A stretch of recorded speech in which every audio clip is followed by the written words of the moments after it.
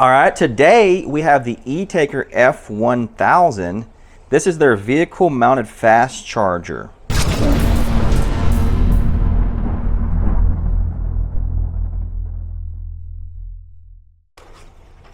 right, it comes with a nice set of cables. Let's open that up.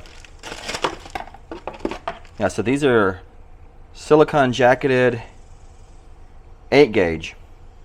It's terminated with ring terminals on one side, and then it's got an XT90 on the other side. Comes with this fuse. I guess that's a 50 amp fuse. Some braided cable loom. That's pretty nice. And then I think this is the cable that's going to go to the power station. So the charging cable from the charger to the power station. And here's the fast charger.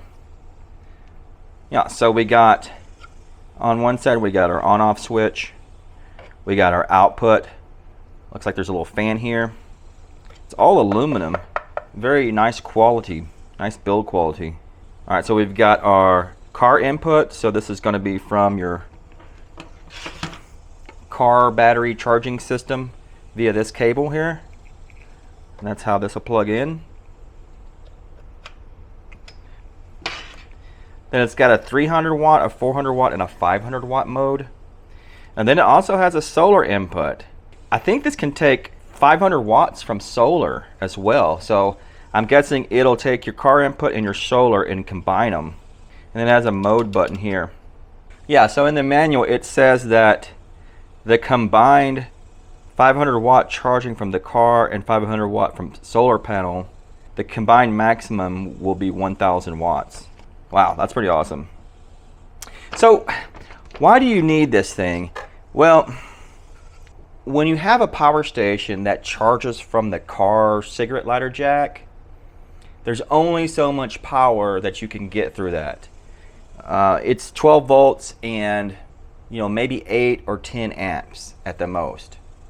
And so what happens is on a power station, when you plug in that car charger cable, the power station will detect that lower 12 volts and it'll limit the current that you can take from that to probably 8 or maybe 10 amps. And the reason why it does that is it doesn't want to blow the fuse in your car. So it detects that you've got it plugged into a car and it cannot drain more than 8 to 10 amps, because if it does, it knows it's going to pop your fuse for your cigarette lighter jack. So even though your port on your power station might actually handle 20 amps, or maybe it only handles 10 amps, but maybe 40 volts or something like that. This thing right here is going to boost the voltage up. So the voltage coming out of this thing is going to be more like 40 volts or 48 volts or something. Let me see what this is. Yeah, so the output of this thing is 42 volts at 25 amps max. And the solar input on this can be 12 to 48 volts, 20 amps max. The car input on this can be 12 to 30 volts, 40 amps max. All right, well, let's hook this up to something. All right, so we got this ETaker fast charger hooked up to a 12 volt battery. So this would be simulating your car battery system. And then we've got the cable plugged into the ETaker. And then we got the little charge cable that is used to plug into the ETaker power station here.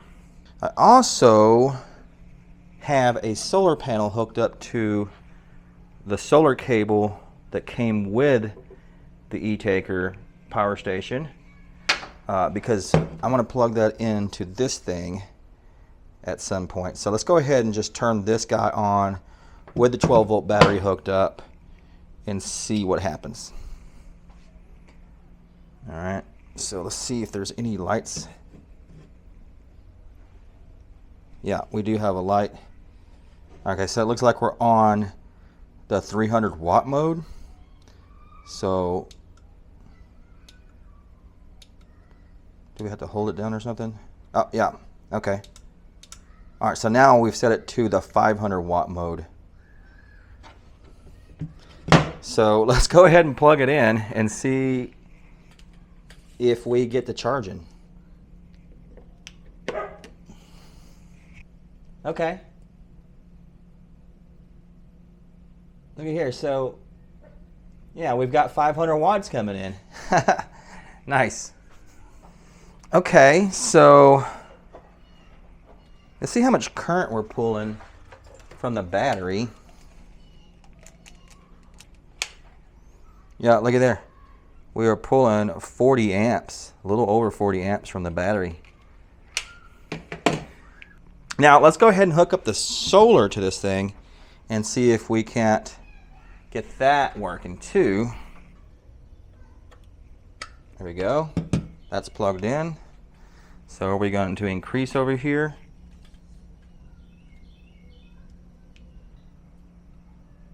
Yeah, we did.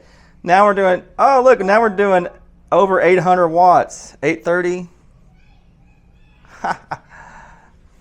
So yeah, it appears to be working as it should, taking in both 12-volt battery power and the solar input, combining them together and doing 828 watts here. I can actually add another one of these solar panels in parallel, only have one hooked up on the very end over there. So let me do that and we'll push it even harder. Alright, so I got the other panel wired in parallel. Let's plug this back in and see what we get.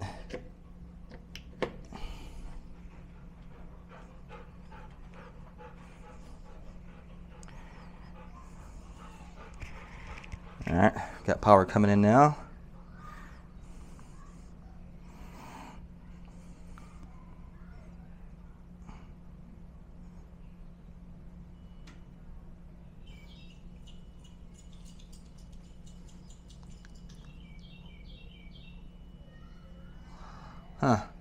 Yeah, unfortunately we're stuck at this 249 watts. I've seen this happen before with this power station. Let's try this again. Let's unplug the solar.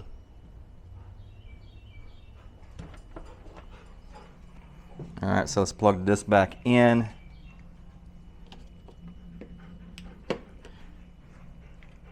So this is just the battery, no solar.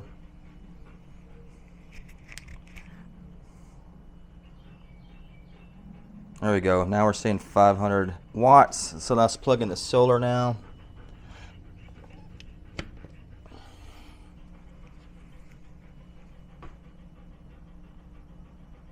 There we go. 943. Oh, there we go. 998 watts. I'm just going to let this thing charge. I hear the fan has come on now. But it's at 89%, so it feels like it's getting a little warm. Not too terrible. It's at 100 Fahrenheit. And it's like 93, 90 on the table here. 100 there. Yeah, so I'll just let it go ahead and charge up and I'll be back. Alright guys, so it just finished charging up to 100%. And indeed it was quite fast. So it achieved exactly what it set out to do. Let's go ahead and take a temp reading here. So got 118 Fahrenheit. And it's 90, 93 on the bench here. It is warm outside for sure. There's no doubt about it. All right, so according to the manual, this thing has vibration detection. So I think it has like an accelerometer in it, so it can determine movement and vibration. And it uses that information to determine when your vehicle is operating versus not operating, so that it knows to turn the charging on when your vehicle is operating and to not charge when the vehicle's off, basically. So I think while we've been testing, every time I turn it on, I think I set that detection off and it starts charging, obviously, because I'm hitting this switch right here. So like if I just go ahead and flick it on, we can see we get the charging light on, and it starts charging over here. But I've been playing around with this. If I turn the unit on real carefully and not cause any vibration or anything like that, I can turn the switch on without it start charging. So let's try it and see if I can get it.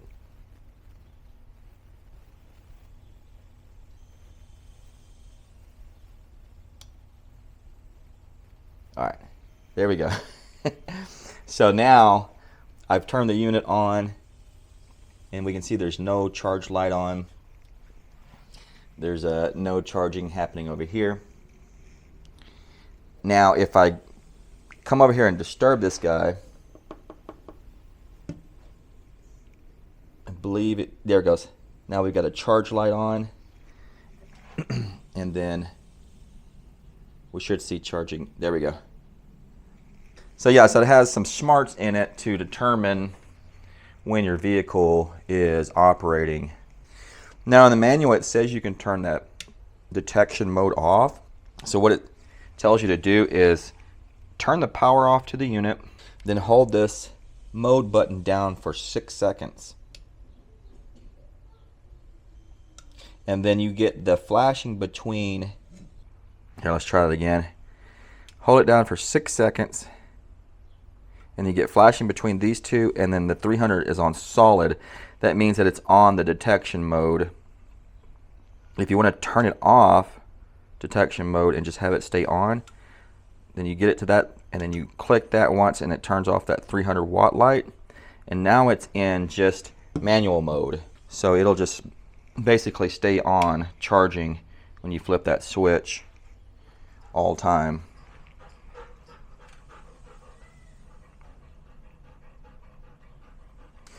And the other thing it says here in the manual is it will shut down if it detects your battery voltage dropping below 12 volts. And lastly, one thing that I did notice about this cable is it appears that the jacket has been stripped back a little too far on the negative side. The positive side seems fine. So if you might want to inspect this cable if you do purchase this unit. Alright guys, so I think that's going to be it for the video with the ETaker vehicle mounted fast charger. Let me know what you guys think about this unit. I'll leave some links in the description, and I'll catch you in the next one.